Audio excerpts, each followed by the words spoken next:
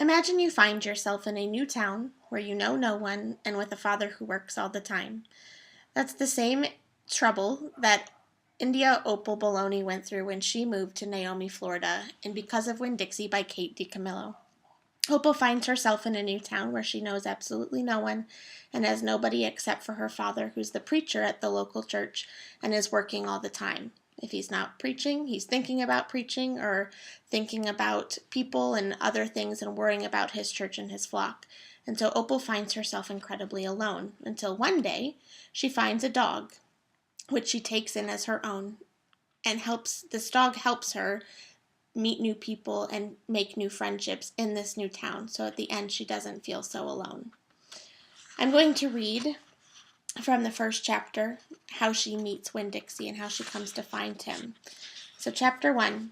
My name is India Opal Baloney, and last summer my daddy, the preacher, sent me to the store for a box of macaroni and cheese, some white rice, and 2 tomatoes, and I came back with a dog. This is what happened. I walked into the produce section of the Winn-Dixie grocery store to pick out my 2 tomatoes, and I almost bumped right into the store manager. He was standing there, all red-faced, screaming and waving his arms around. "Who let a dog in here?" he kept on shouting. "Who let a dirty dog in here?" At first, I didn't see a dog.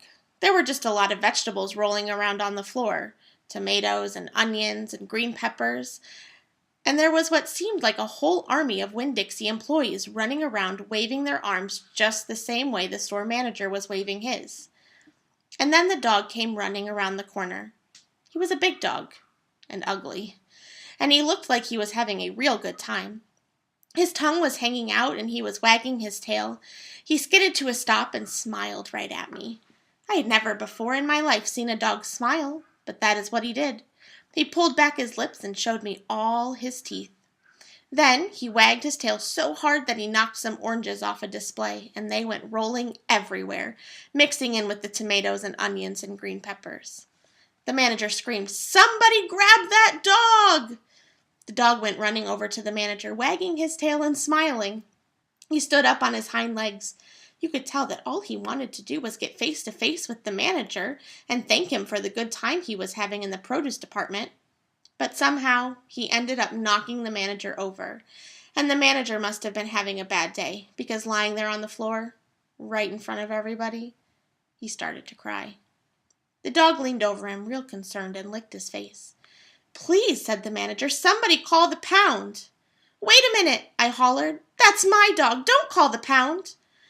All the Winn-Dixie employees turned around and looked at me, and I knew I had done something big, and maybe stupid too.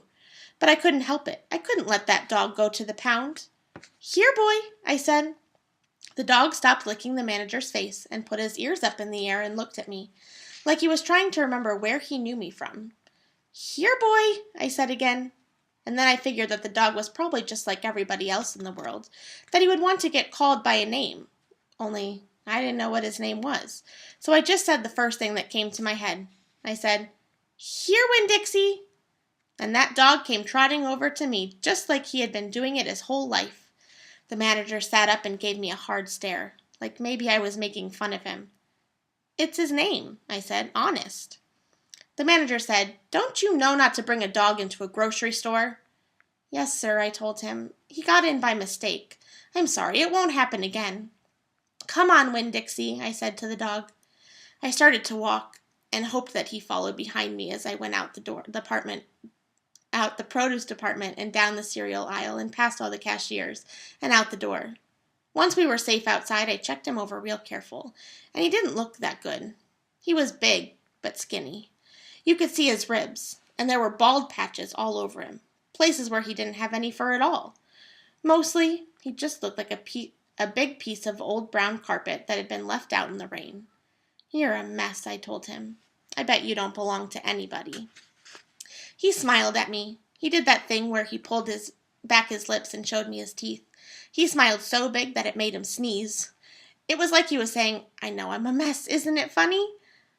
It's hard not to immediately fall in love with a dog who has a good sense of humor. "Come on," I told him. "Let's see what the preacher has to say about you." And the two of us, me and Winn-Dixie, started walking home.